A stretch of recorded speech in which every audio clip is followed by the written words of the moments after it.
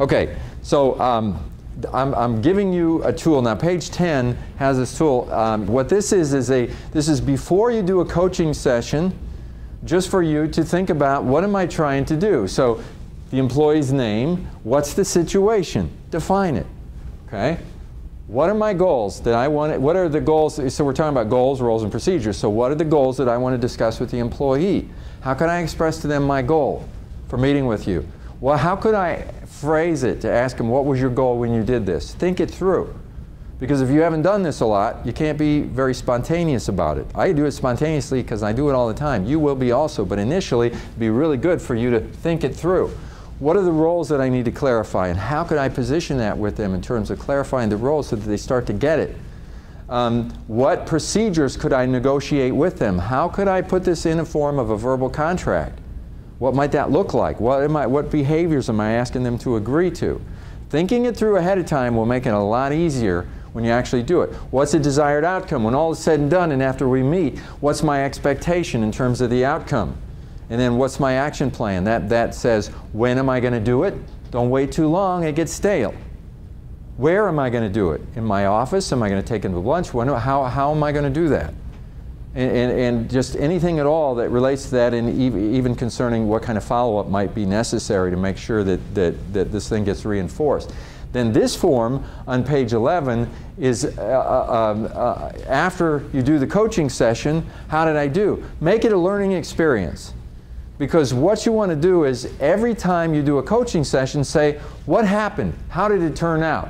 So then, what was your assessment? The outcome? What happened? Well, it was a miserable experience, and the employee used all my Kleenex and then threw the box at me. Okay?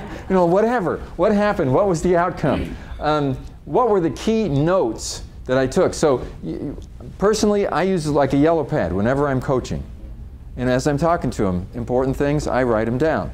And then you could then print this out or use the printed copy and staple them to the back. But what were the key things that we said? What were the key things that were discussed that are important, significant to me? It might be important for you to note those.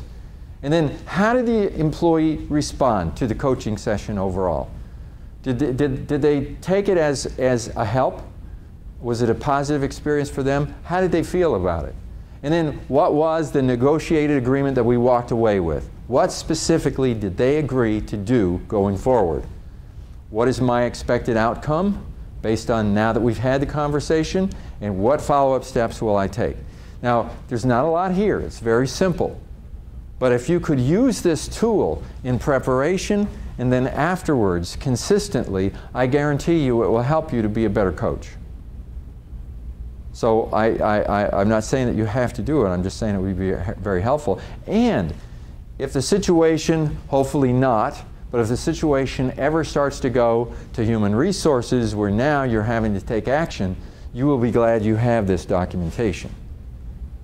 And HR will be glad that you have this documentation, because it really shows that you've done an earnest effort and you've really tried to work with the employee.